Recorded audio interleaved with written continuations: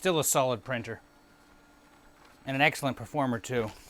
And so it is once again that time of the year where CellGen Studios does his 2024 year in review, where we discuss what's happened on the channel over this year, the background mechanics that have happened in this channel over the last year, any issues that I've run into myself because they do impact the production of the channel, and also what we expect to see going forward. This year has been an interesting year of growth and a lot of things have happened. The first thing, however, is that we've been pretty much consistent with our videos. 22 over the entire course of the year. Now, understanding we really did kind of begin to kick things off in March because for the first 3 months I've been doing my bedroom renos. But even that had a video done for it, so I was quite happy with that. The other thing that's happened is that we got 10,000 subscribers. To everyone who has recently subscribed to the channel, thank you, thank you, thank you. I was never expecting to see this many people want to watch my videos. But obviously there is something to me that you really appreciate in my videos. Like, I try not to be misleading, be overly sensationalist, or just straight up make things up to try and attract people in. I want to bring out the real truth and show out all sorts of cool tech stuff because there's tons of things out there that the other YouTube personalities aren't talking about, and I don't mind making a video about it. And the best thing of all, I don't script a single video. Well, okay, I'm reading from something right now, but there's a lot of things that we still have to cover, okay? What was the most popular video that we had this year? Had to be my payphone. I'm going to be honest here, I was not expecting to make that video, so as a result there was no formula, there was no planning, there was really nothing that went into that video. I was running late on finishing the editing for the Victor 9000 video, and I needed something to get out like that Saturday. It was a day and a half away.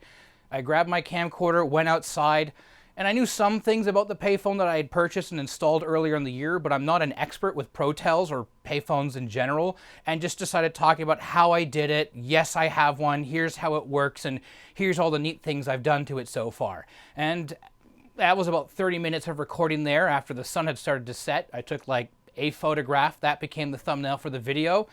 And there we go. And if you're wondering why it's, yes, I own a payphone, it's because there's a lot of people I know who have payphones as well. And, well, they've already done videos about this and they're quite good, so I might as well just do one myself. But I really don't like to brag. I'm still happy that everyone liked it. There was over 370,000 views on that. There was a lot of comments to respond to as well. Thank you to everyone who watched that. Can I keep up that kind of momentum? Absolutely not, because I don't know what I did, like I said. The second most popular video that we had this year was the bedroom renovations. As it turns out, there were a lot of people who were interested in how I was doing that because I did have to work with a relatively small space, and I kind of have this knack for making these small, compact, but high-density spaces that makes everything pretty much work. It feels kind of like living in a space station or something like that, sure, but at the end of the day, I'm quite happy with how it turned out. And I had people even talking to me at like VCF saying, I really like the bedroom reno video. I didn't expect myself to be sitting down there and watching this thing in full, but I did. Thank you to you as well. I really enjoyed making that because I figured out a new formula for making these long-running videos. I tried to use it later on this year, but we'll be talking about that. Speaking of talking about it, I was talking about Apricot computers this year at VCF West and VCF Midwest, but those weren't the only shows I went to. We went to 5 events this year. We had ICF in the spring, we had VCF East, we had VCF West, we had VCF Midwest, and we also had ICF in the fall. Getting the Apricot table all optimized and set up, part of it, I would like to thank the ICF last year for letting me do the demo there and try and get everything set up and running. This year, I did the Victor 9000. I got the rest of the dry run complete. I was unable to kind of to optimize the table, print out literature, figure out like all the Canadian junk food I could bring with me, and everyone seemed to enjoy that when I handed it out at the shows. That was all good and dandy, and people loved it. Most people didn't know what Apricot was, and those who did were astounded because no one's seen it. And the videos that I did on the Apricot systems this year also show like not a lot of people knew these systems existed, and they're all really quite beautiful systems. One of the other reasons I love going to these shows is I get to socialize with people. Like for VCF West, I was able to talk to my buddy Tube Time. I got to go talk to Curious Mark. I have other individuals there who I was able to talk to. Lucanus, once again, thank you for the hospitality of letting me crash at your place. And same goes for Midwest. I was able to speak to people who I'd also spoken to or actually missed over at VCF East. Ken, you were there. Steve, you were there. Adrian, you were there. Like, all these people. Trickster, nice to see you again as well. It was fun talking to you. These events were absolutely fantastic, so it was great. I really don't have any complaints about it. I even did volunteering at VCF East over the consignment, and it worked great. Really, besides the air conditioning breaking down at VCF West, which nobody had control over, my only complaints really are for VCF West this year. And even then, like, I'm being very nitpicky. If you don't know what happened at VCF Midwest this year, normally it's at the Waterford Banquet Hall and the Clarion over in Elmhurst, and it's always been kind of tight, like poorly ventilated, and it's like very crowded there. And there's been ongoing complaints about just how small the event hall was. And there was a pretty huge event regarding COVID and everyone getting sick there last year. The new location in Schaumburg turned out to be massive. We did have to pay for our tables, sure, but it all turned out really good. As a result, it was an open area, it was spacious, like there was breathing room, the air handling was great. Nobody got COVID this year, like there was no major event. Everything about it, even being connected to the hotel, was absolutely perfect. There were plenty of rooms. The rooms were fantastic. I wouldn't say they were too expensive. It is kind of a nice hotel. But my only two complaints here is simply the pizza over at the concession. There we go. The food over at the concession was, well, the pizza was a little undercooked. And the other is that for next year, I'm asking for the Midwest team to plan out where the vendors are a little bit better. So I had a particular table where I was using two tables, and all of the tables at the show were just kind of like going in and out like a square wave.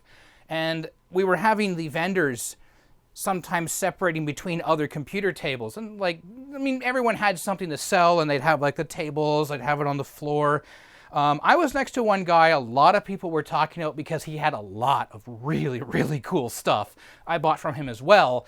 Needless to say, he had so much stuff, even though it was flying off his table in like extremely high velocity. It was that good.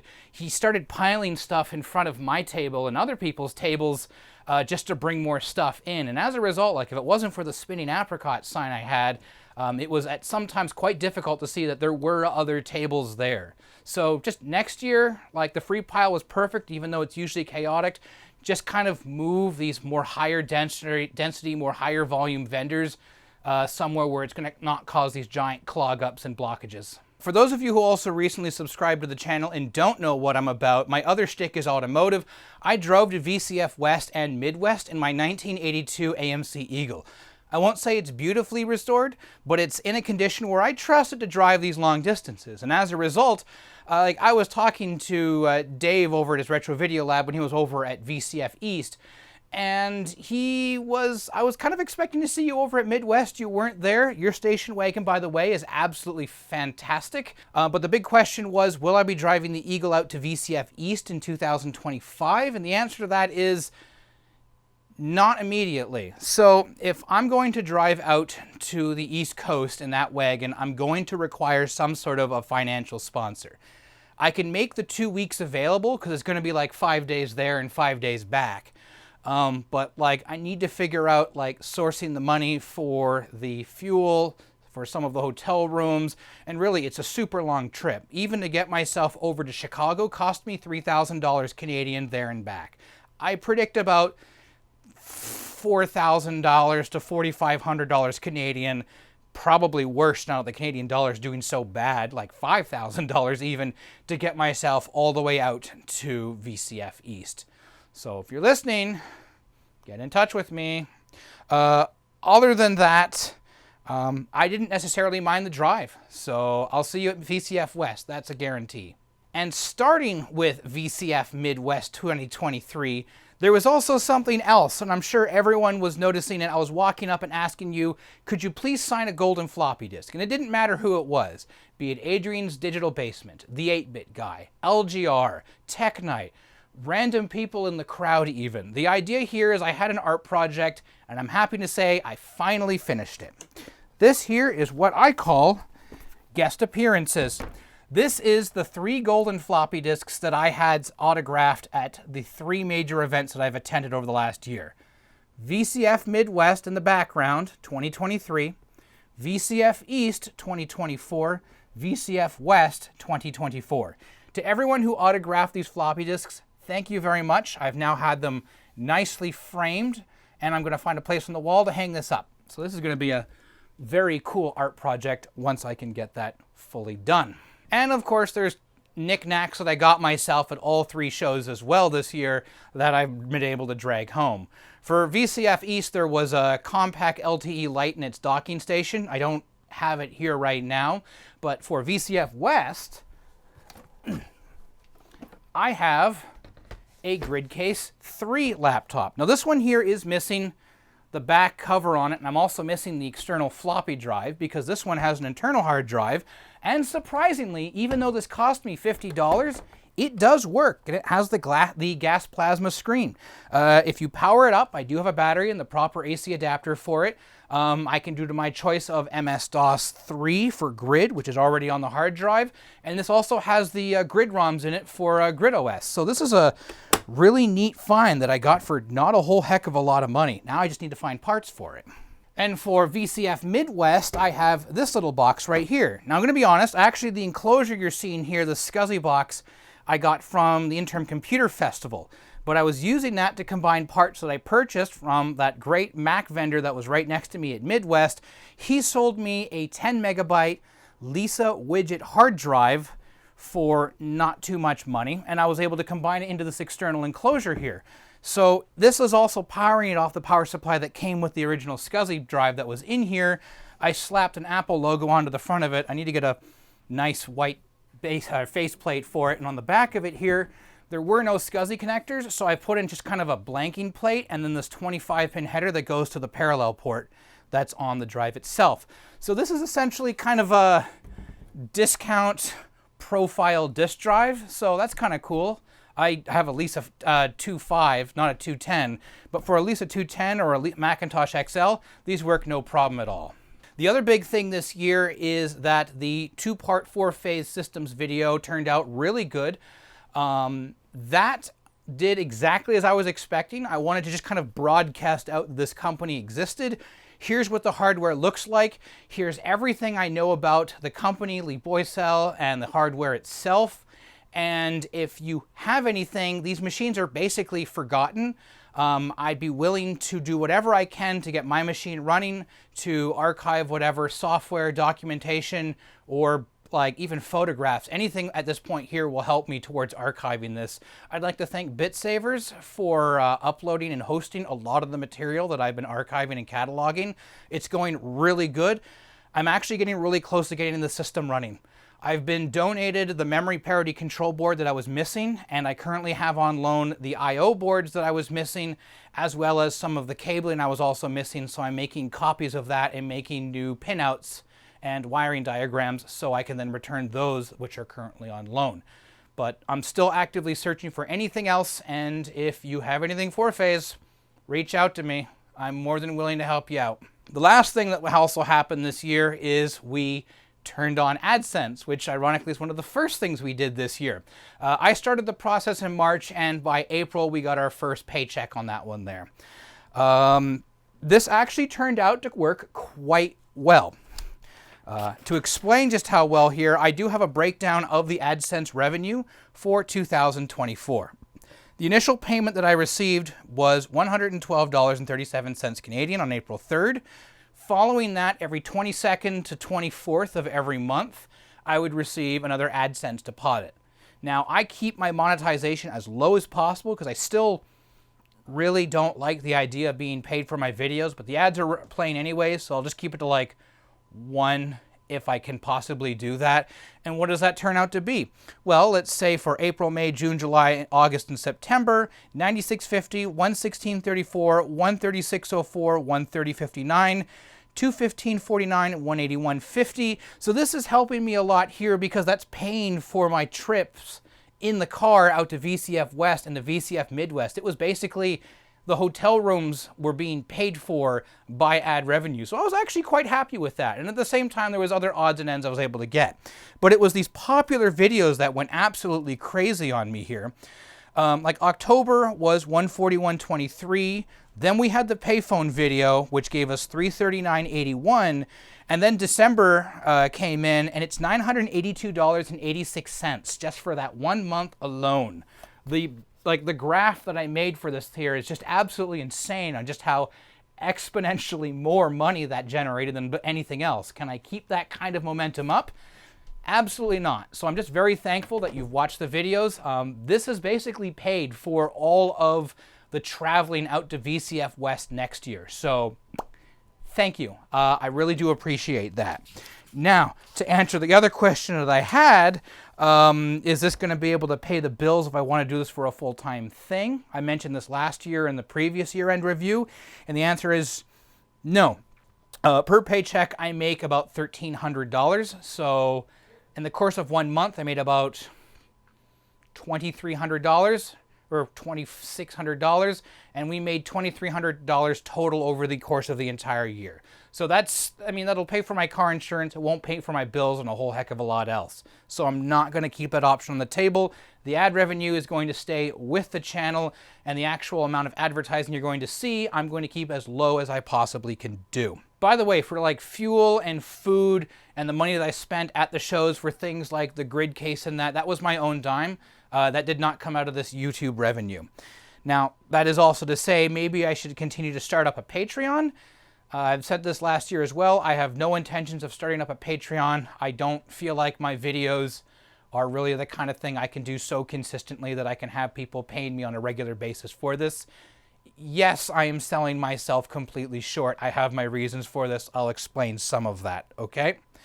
But really, it's just that I cannot commit enough time to do these videos like on a weekly basis or do extra content that's like worthy for Patreon. Like even for the Victor 9000, that was a late video per se. I couldn't even have it as like a preview for my patrons to watch early. So please understand, like I'm not just flatly saying no Patreon.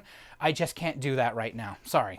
Otherwise, I was pretty satisfied with how the channel went this year. We didn't have anything catastrophic happen. I was able to keep somewhat of a pace, even though I was overworking myself at times to do this. I didn't have too much of one thing. I was complaining about that last year where there was a hell of a lot of car videos and not a lot of tech videos. So I was able to split that up enough, and it actually means that I'm able to make a little bit of a buffer with more additional videos because it's not always just hyper-focusing on one thing, which is great. I didn't get a lot of complaints about the content that was in my videos. I mean, there was a couple of times where I was like, why are you doing this? But those are your typical signal-to-noise ratio comments that you sometimes get with your videos. And I actually had nothing with my equipment malfunction this year. I was actually quite happy with that. No corrupt memory cards, no hardware malfunctions, and even the lens that you're seeing me through right now, I managed to get that repaired. In fact, I was gifted a complete replacement camera with a completely different lens. This is a Rebel T5. This here is the old EFS 1785. So thank you very much to you know who you are. I am working to get the camera mounted into something I'll try and show you in a future video. I still have to get a battery for this thing. I still have to get a memory card for this thing. I've fallen behind, but I do really appreciate it. I do really appreciate the lens. That's going to good use right now. And also, by the way, for the prepay electricity meter that I installed in my bedroom back when I renovated earlier this year, I just put my 102nd quarter into that. So we have now put over $25 and we have put $25.50 worth of electricity into that room. Now remember, that meter's not fully calibrated, but I've not had it once kick out on me in the middle of the night or while I'm doing something, so I'm able to keep up with my bills in that regards. It's probably the most demeaning piggy bank I've ever seen, but I kind of like it. It worked out quite well. Right, so community interaction outside of YouTube. In that case there, I'm going to have to talk about X, formerly known as Twitter, but I'm going to continue to call it Twitter. So, like I've said, I don't like social network because I haven't used it for so many years. When I finally did sign on to Twitter, it was kind of neat because I was able to suddenly start connecting with people who know me through the channel but never were able to speak to me on any other level. And when the upper management within Twitter changed, we'll put it lightly, a lot of these people packed up and left. And what happened is that everyone splintered off in other directions, like you have Tumblr, Mastodon, there's Blue Sky that started up. And I've been getting additional pressuring questions on, when are you going to leave Twitter, John, and go on to this other service? And the reality is, I don't want to maintain multiple social networks because it's so difficult and time-consuming as it is to take care of one plus the channel. So I had to choose one, and I broke it down to either Mastodon or Blue Sky.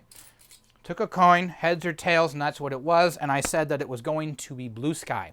So there is already a placeholder account for CellGen Studios set up on Blue Sky. It's currently not active, but when the day comes and I'm going to migrate over from Twitter, I won't close the Twitter, and I'll explain why, but I will pin at the very top saying I have relocated over to Blue Sky. You can follow on with my nonsense and chaos and my video updates from over there.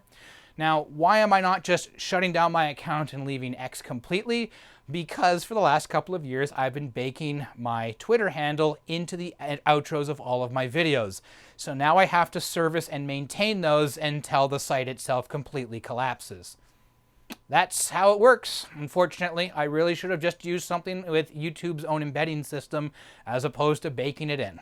If, however, you don't wish to contact me through YouTube comments or through Blue Sky or through Twitter, I do still have an email address. It is monitored on a regular basis. It's here on the YouTube channel. Go into my profile and you can just kind of click the show email, and that email address there, I see that.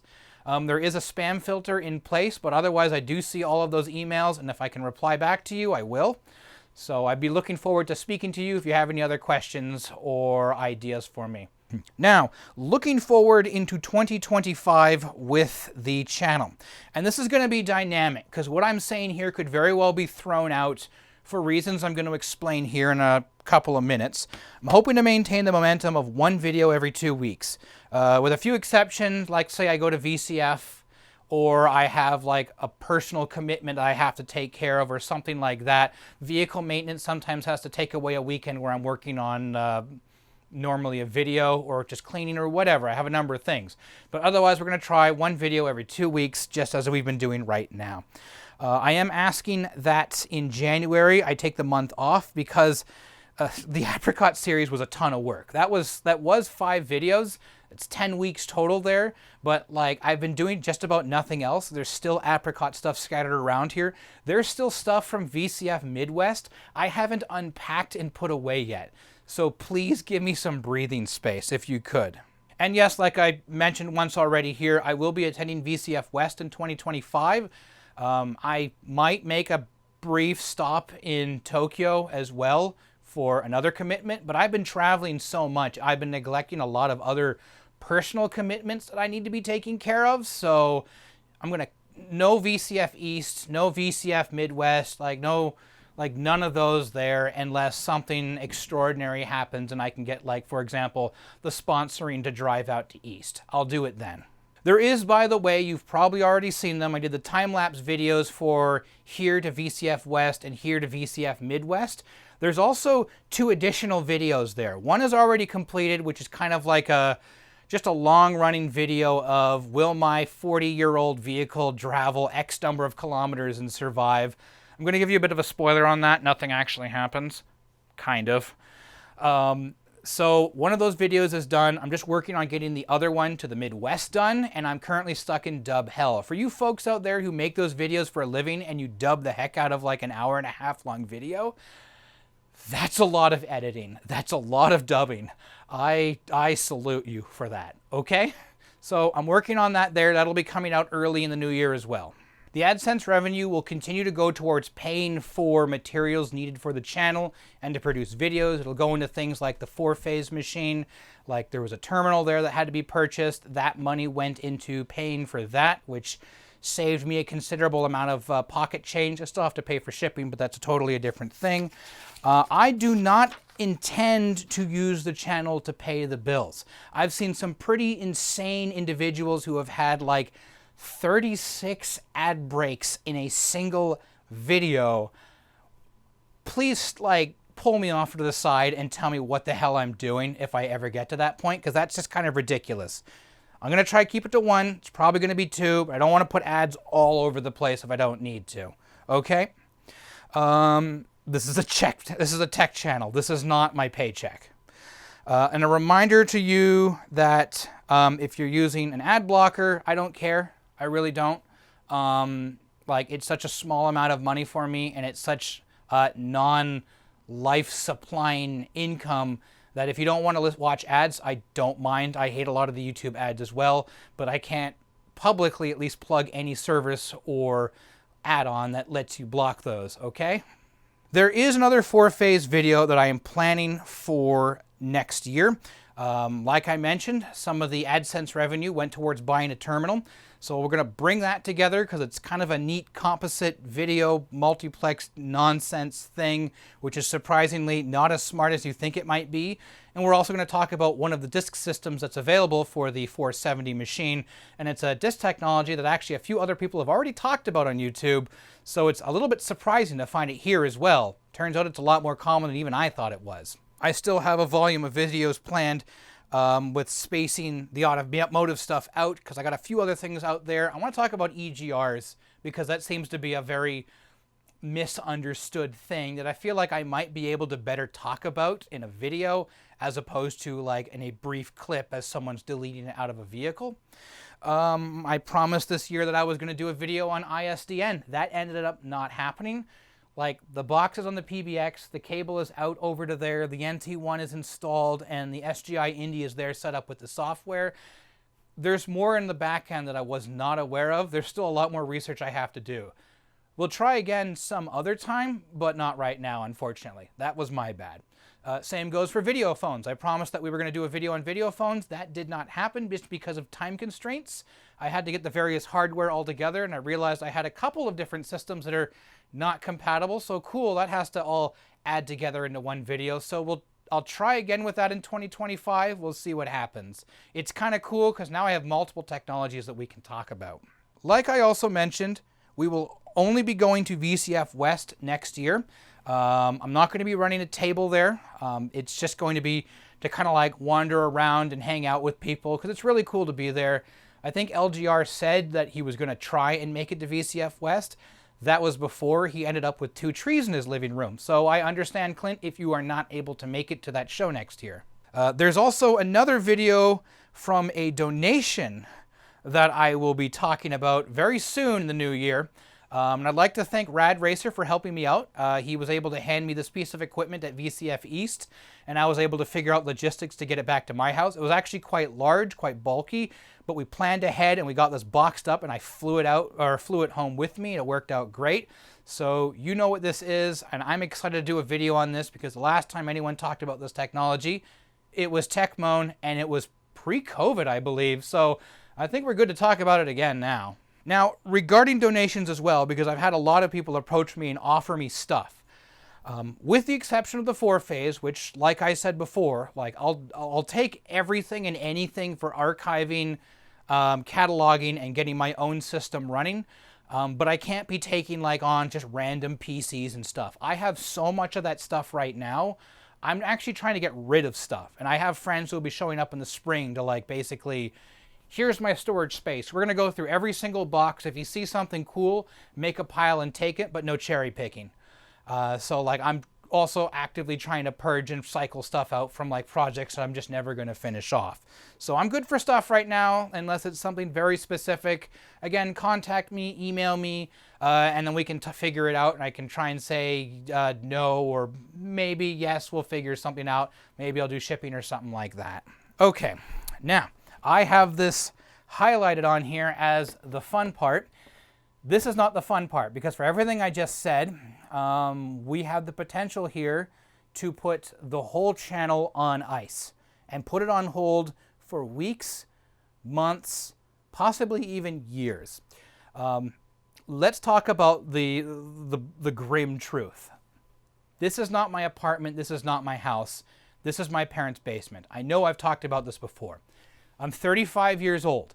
At this point here, I know individuals who have worked at Walmart, got an apartment, and moved out of town. So why the hell am I still stuck here? The Pacific Northwest is incredibly expensive, and I've been bouncing between jobs trying to get something that actually pays good, and I've been completely unsuccessful. The current job I'm in right now, I've been at for the last 8 years. We had a service contract inside of that job, which kept me kind of busy. Like, I was recapping older motherboards. I was like trying to find solutions for problems we couldn't get tools for, designing diagnostic equipment, and just making these solutions. All that equipment's been retired now, so I can't work on any of that anymore. It's all just modern warranty stuff. So I'm actively looking for a new line of work. And there is a friend of mine who was speaking to me both at VCF East and VCF Midwest, who has offered me a job at his business. Now, he lives on the East Coast of the United States, so it's far away and it's across an international boundary. By the sounds of it, he is fully aware of the cost to move there and is willing to help me out as best as he can. He's willing to help me out with like the immigration and the paperwork. So he seems really dedicated to this and really committed to this, even though I've told him, like, I know people here who would be hurting for this job. Like, are none of them qualified for this? He wants to hire me, so okay. So I've asked him to give me a formal offer. What I'll do at some point in 2025 is I'll be not driving, I'll be flying over there. I'll be taking a 2-week job just to see like how the job is and if he's comfortable hiring me on here, because again, this is a lot of money, so this is my call here. And if this all works out, I'm going to have to basically mothball the channel. All productivity is going to come to a complete halt. All my going projects are going to have to stop and go into storage. I'm going to have to figure out how to move everything to the East Coast. And everything is going to be in this like cold storage state until not only after I get an apartment, but if I can find myself an actual like house to get a mortgage on and live in and start setting things up again so I can start producing these videos in a place that's better than the walkthrough area in my parents' basement living room, which would be very much appreciated. So I hope you all understand. This job here may change a whole hell of a lot of things, including the future of the channel, but I have to bring it out that if I want to see change, this may very well be the only opportunity that I got. Okay? Let's move on from that now. Really, with the future of the channel, nothing about the content is expected to change. Like I said, everything's good right now. It's nicely paced. Everything seems to be good. Maybe if I want to nitpick, I've been making my videos longer. Can I shorten them back down to like 15 or 20 minutes instead of like 30 or 40 minutes? I would very much appreciate that. That just comes down to editing. I mean, we used to be able to do these videos in 10 minutes or less, so we can probably do it again. The set's not going to change a whole heck of a lot here. I did get rid of the Canon photocopier, and in its place I have this Fujitsu FI6770 combination document scanner and flatbed scanner. So that's for its own jobs right now. What is the next big hit that's going to be here on the channel? I have no idea. Like I said with the payphone video, I don't know what formula or magic I put into it, but people loved it. The algorithm said, you're good to go. So what's that next video going to be? No idea. But I got lots of cool stuff to talk about, so I guarantee you I'm not short on content. All right, and we are on to the last thing of this video here, which were questions.